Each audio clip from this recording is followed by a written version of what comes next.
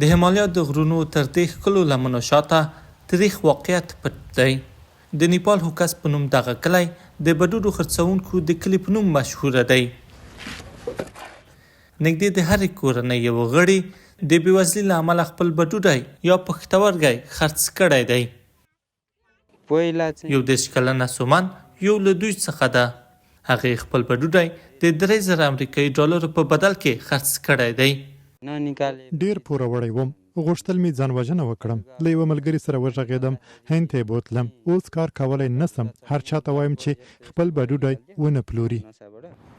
د هوکس کلي دوو نورو اوسیدونکو هم د انسان د بدن د غړو خرڅونکو په وسیله خپل بډوډي پلورلي دي. قاچاقونکو په کټماندو کې راته جعلي اسناد جوړ کړل.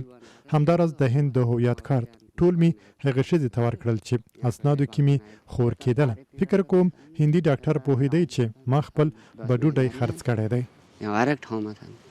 د دې کلي اوسیدونکي باور لري چې خلک د بېوزلۍ له امله په اسانۍ سره د قاچاق کوونکو لخوا تیر ایستل کیږي او د بډوډو خرڅولو ته حاضرېږي. ښایي د بډوډو خرڅولو د عوارضو په تړاو عامه پوهاوی تر یوه حده اغېز ولري، خو لا هم د نیپال اوسیدونکي بېوزله دي.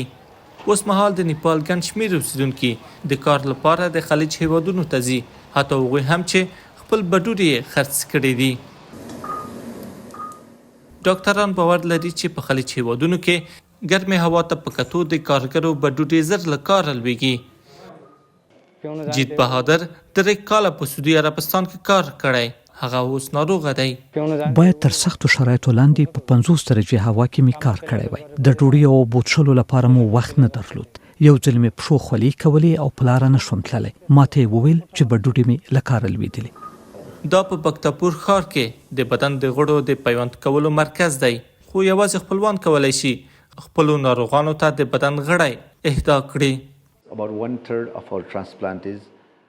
زموږ یوه له 3 برخې هغه ناروغان دي چې د کار لپاره له نیپاله بهر تللي وو. د هغوی ستونزو زموږ پر روغتیايي سکټور فشار راوړی. دوی پخوا تکړه نارینه ول چې د کار لپاره تللي ول. کله چې بیرته راغلل بډوډي یې له کاره لویدلي ول. نیپال د نړۍ له بېوزلو هیوادونو څخه دی چې 10 میلیونه نفوس لري او 20% یې د بېوزلۍ د کرښې لاندې ژوند کوي.